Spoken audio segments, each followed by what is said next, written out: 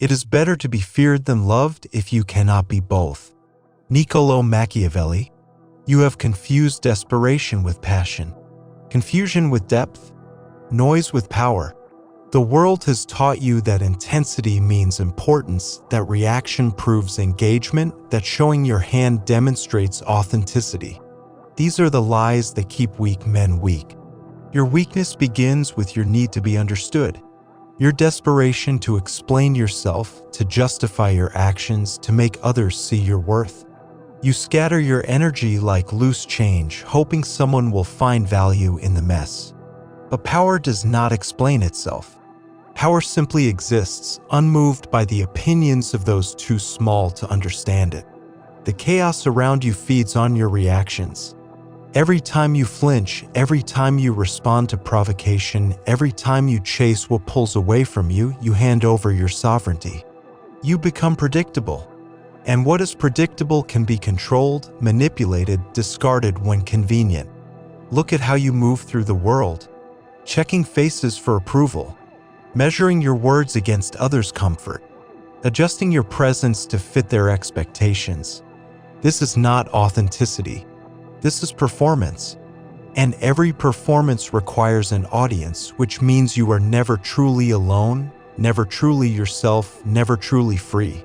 The guilt you carry is the residue of a mind that has been trained to seek permission for its own existence. You feel guilty for wanting more, for taking space, for refusing to make yourself smaller to accommodate others' insecurities.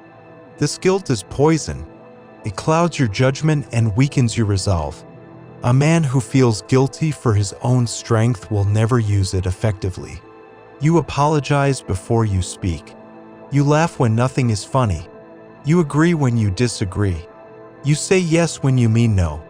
Each compromise chips away at your core until you become a hollow version of what you once were.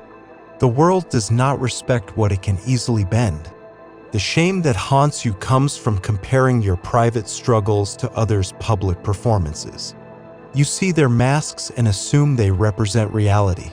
You judge your internal chaos against their external composure. But every man fights battles you cannot see. The difference is that some men have learned to fight in silence. Discipline is not about denying yourself pleasure. Discipline is about choosing your battles, your responses, your investments of energy. The undisciplined man reacts to everything. The disciplined man responds to what matters. This distinction separates kings from subjects, leaders from followers, men from boys. You have believed that comfort is the goal, that ease should be the natural state, that struggle indicates failure. These beliefs have made you soft. Comfort is the enemy of growth. Ease is the enemy of strength. When you choose the comfortable path consistently, you atrophy. Your muscles weaken, your resolve softens, your capacity diminishes. True power is not domination over others. It is sovereignty over yourself. It is the ability to remain unmoved when others are desperate to move you.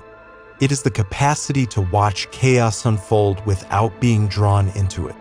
It is the strength to care deeply while appearing to care little. Marcus Aurelius understood this when he wrote of the inner citadel, the unassailable fortress of self-possession. No external force can touch what you refuse to expose. No insult can wound what you do not offer as a target. No manipulation can succeed against a mind that has learned to observe without immediately reacting. The loneliness you fear is actually solitude, and solitude is where real strength is forged. In the quiet moments when no one is watching, when there is no audience for your performance, when you must face yourself without filters or facades, this is where you discover what you are truly made of. Most men cannot bear their own company. They fill every silence with noise, every pause with distraction, every moment of stillness with movement. They are afraid of what they might find in the quiet. But the man who has learned to be comfortable alone becomes comfortable everywhere. You walk alone not because you are bitter or broken, but because you have learned that your path is yours to walk. Others may join you for portions of the journey, but they cannot walk it for you. When you stop looking for companions to validate your direction, you begin to trust your own compass. The responsibility you carry is not a burden, it is your birthright. Every choice you make shapes not only your future, but your character. When you accept complete responsibility for your life, your circumstances, your reactions, you also claim complete power to change them. This is the heaviest load and the greatest freedom. Seneca knew that we suffer more in imagination than reality. The stories you tell yourself about what others think, about what might happen, about what you lack, these stories create more pain than the actual events they supposedly predict. When you learn to distinguish between what is real and what is imagined, you reclaim enormous amounts of energy. Your anger is information, not instruction. It tells you where your boundaries have been crossed, what you value, what threatens your sense of order. But anger as a response is almost always wasteful. The man who acts from anger acts from weakness. The man who observes his anger and chooses his response acts from strength. The attention you crave is actually a trap. The more you need others to see you, the more you must perform for their approval. The more you perform, the less authentic you become. The less authentic you become, the more attention you need to fill the growing void. This cycle continues until you become completely dependent on external validation. But when you learn to withdraw your need for attention, something remarkable happens. Others begin to pay attention. When you stop chasing, others begin to chase.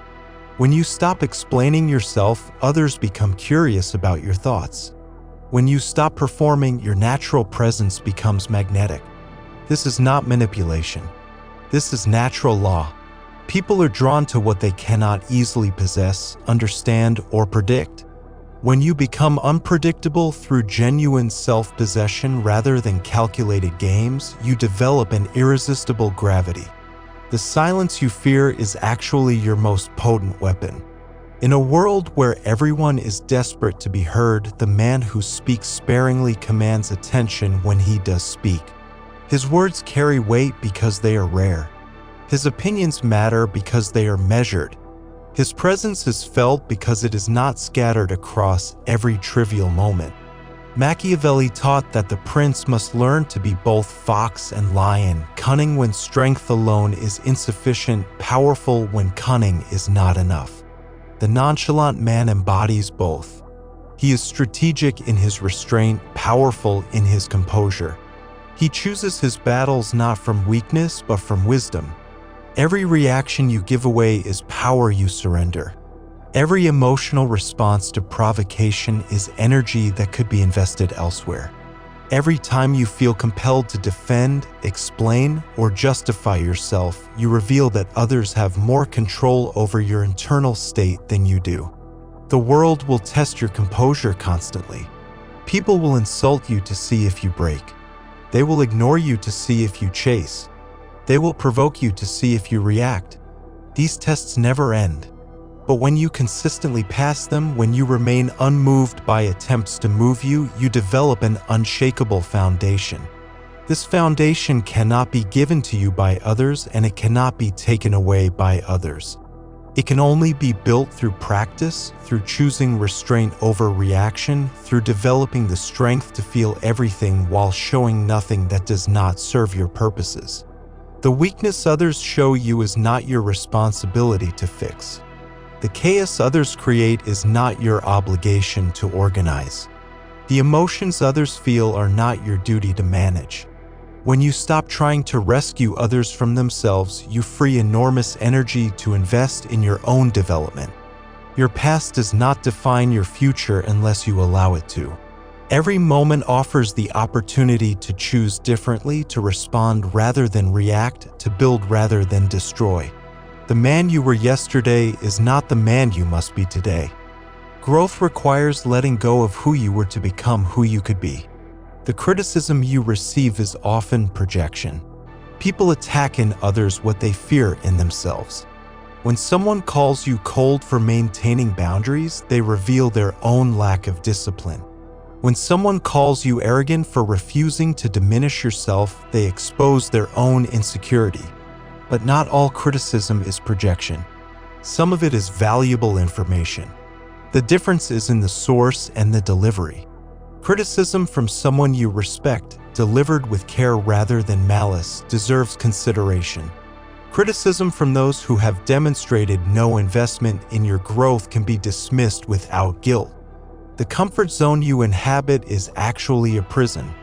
It feels safe because it is familiar, but familiarity is not growth.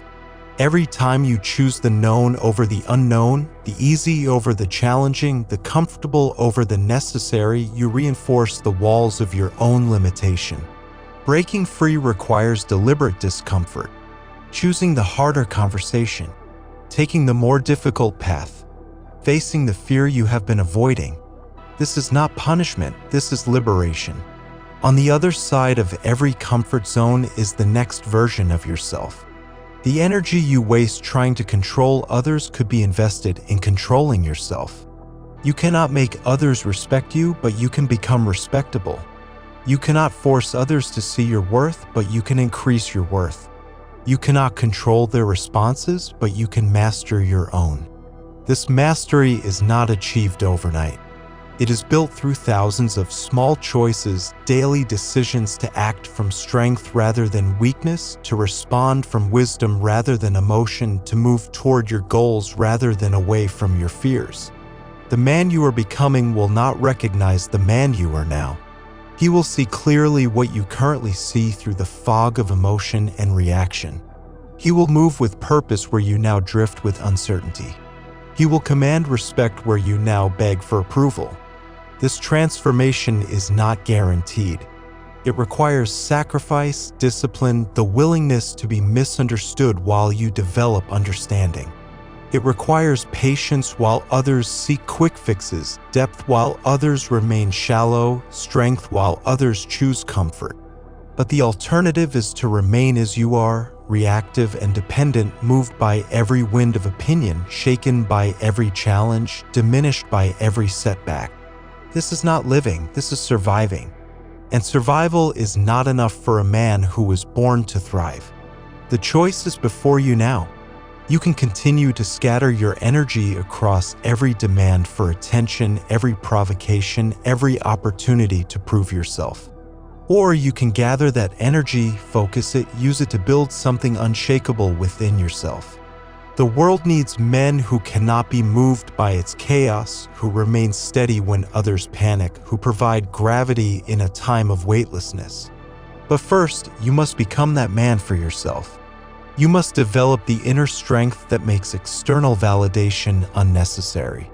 Your reputation is not built in moments of comfort, but in moments of pressure. When others are losing their composure, when chaos erupts around you, when everyone else is reaching for their phones to document their outrage, these are the moments that define you. The man who remains calm when others panic, who thinks clearly when others react emotionally, who moves with purpose when others scatter, this man builds a reputation that cannot be purchased or faked. The space between stimulus and response is where freedom lives. In that pause, that moment of choice, you decide who you are. Most men collapse this space. They react immediately, instinctively, emotionally. But the disciplined man expands this space. He observes the stimulus, considers his options, chooses his response. This is the difference between being driven by circumstance and driving your own destiny. You have been conditioned to believe that caring means showing, that love requires demonstration, that strength needs proof. But the deepest care often appears as indifference. The strongest love sometimes looks like distance. The greatest strength frequently manifests as stillness. When you understand this paradox, you begin to wield true influence. The urgency others project onto you is rarely your urgency. Their panic is not your emergency. Their need for immediate response is not your obligation to provide one. When you refuse to be rushed, when you insist on moving at your own pace, when you maintain your rhythm regardless of others' anxiety, you establish yourself as a force that cannot be hurried or pressured. Friedrich Nietzsche spoke of amor fati, love of fate, the acceptance of what is rather than the desperate clinging to what we wish were true. The nonchalant man embodies this principle. He does not waste energy fighting reality. He adapts to what is while working to create what could be. This acceptance is not passivity, it is strategic patience. Your emotions are weather, not climate. They pass through you like storms across a landscape. The untrained man identifies with every emotional state, believes every feeling defines him, acts on every impulse. But you are not your emotions. You are the observer of your emotions. You are the landscape through which they move. When you understand this distinction, you gain the power to experience without being overwhelmed. The games others play require your participation to succeed. When someone tries to provoke you, they need your reaction to complete the circuit. When someone attempts to make you jealous, they require your insecurity to fuel the fire. When someone seeks to control you through guilt, they depend on your willingness to feel responsible for their emotions. Your refusal to play breaks the game entirely. Solitude is not loneliness. Loneliness is the pain of being alone. Solitude is the glory of being alone. In solitude, you discover what you think when no one else is thinking for you. You find what you want when no one else is wanting from you. You encounter who you are when you are not performing for anyone else. This encounter is terrifying for most men because they discover how little they know themselves. The modern world conspires against solitude. It fills every moment with noise, every silence with stimulation, every pause with distraction. But the man who protects his solitude, who guards his quiet moments, who insists on space between himself and the constant demands of others, this man develops an inner richness that cannot be penetrated or stolen. Your boundaries are not suggestions for others to consider. They are laws for your own life that you enforce without negotiation. When you say no, you mean no. When you establish a limit, you maintain it. When you draw a line, you defend it. The world will test every boundary you set. Your consistency in enforcing them determines whether they are respected or ignored. The chaos around you is not your responsibility to organize unless you choose to take on that responsibility. Others' problems are not automatically your problems. Others' emotions are not your emotions to manage. Others' crises are not your crises to solve. When you stop automatically absorbing the dysfunction around you, you create space for your own growth and development. Timing is everything. The same words spoken at different moments have entirely different impacts. The same actions taken at different times yield completely different results. The nonchalant man understands this. He does not rush to fill silence. He does not hurry to provide answers. He waits for the right moment, and when that moment arrives, he acts with decisive clarity. Your energy is finite. Every day you wake up with a certain amount of mental, emotional, and physical energy. How you invest this energy determines the quality of your life. The undisciplined man scatters his energy across dozens of minor concerns, urgent but unimportant demands, other people's priorities. The disciplined man concentrates his energy on what matters most to his own development and goals. The opinions of others about you are none of your business. You cannot control what they think, and you should not try. Their judgments reveal more about them than about you. Their criticism often exposes their own insecurities. Their praise may reveal their own needs. When you stop caring about managing others' opinions, you free enormous energy to focus on managing your own character. Stoicism teaches that you cannot control what happens to you, but you can control how you respond to what happens to you. This control over your response is the only real power you possess. Everything else, what others do, what circumstances arise, what challenges appear, these are outside your direct influence. But your response is entirely within your domain. The mask you wear to please others eventually becomes a prison. You start by adjusting your behavior slightly to fit in, to avoid conflict, to gain approval. But each adjustment moves you further from your authentic self. Eventually, you become so skilled at being what others want that you forget what you actually want. The path back to authenticity requires removing these masks one by one, even when doing so disappoints those who preferred the performance. Success is not about achieving everything you want. Success is about wanting what you achieve.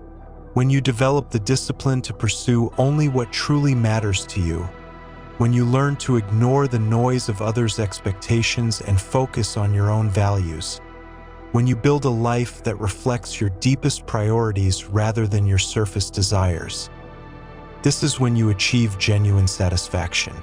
The strongest position is often the one that appears weakest to those who understand only force. The man who does not argue may seem passive to those who confuse noise with strength. The man who does not compete may appear lazy to those who mistake activity for progress. The man who does not explain may seem arrogant to those who cannot conceive of confidence that does not require justification. Your past is information, not identity.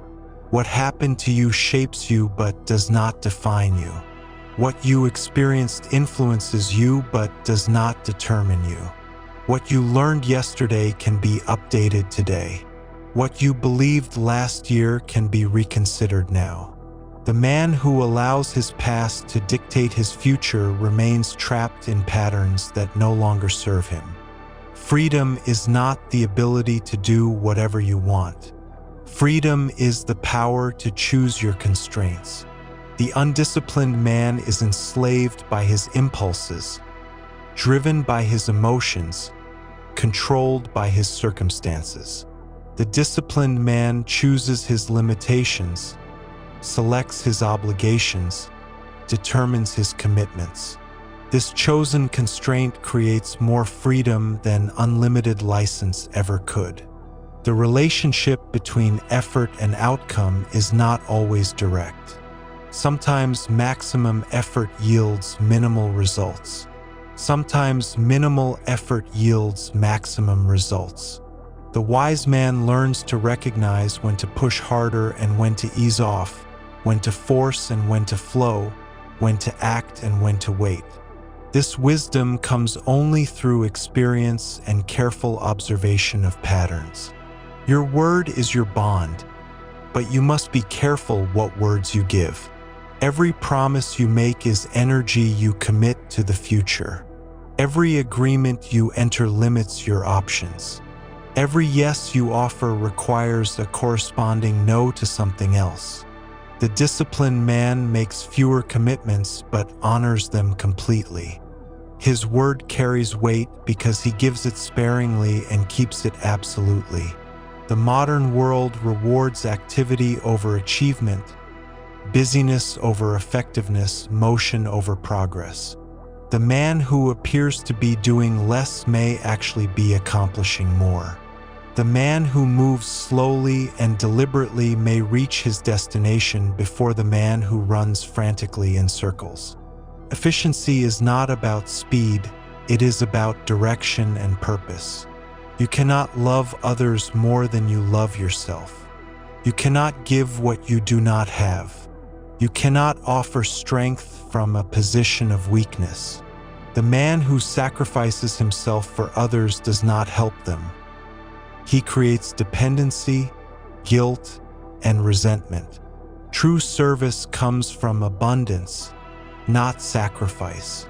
True generosity flows from fullness, not emptiness. The tests never stop coming. Life will continue to present you with opportunities to prove your strength, to demonstrate your character, to show your growth. Each test passed makes the next one easier. Each challenge overcome builds capacity for greater challenges. The man who embraces this process becomes stronger with each trial. The man who resists it becomes bitter with each difficulty. Your presence is your message. Before you speak, you communicate. Before you act, you influence.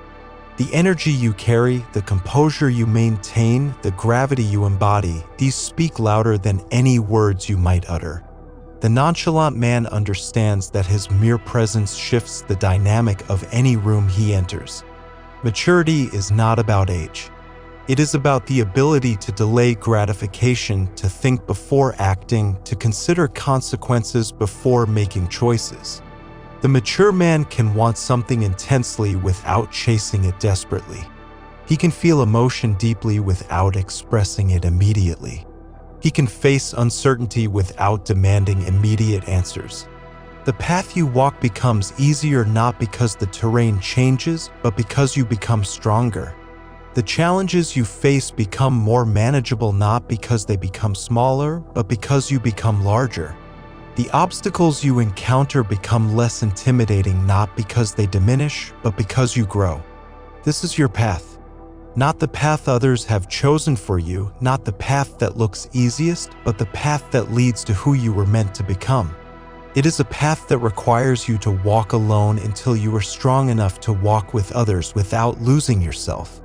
The time for explanation is over. The time for justification has passed. The time for seeking permission to be yourself has ended. The time to become the man who needs no permission has begun.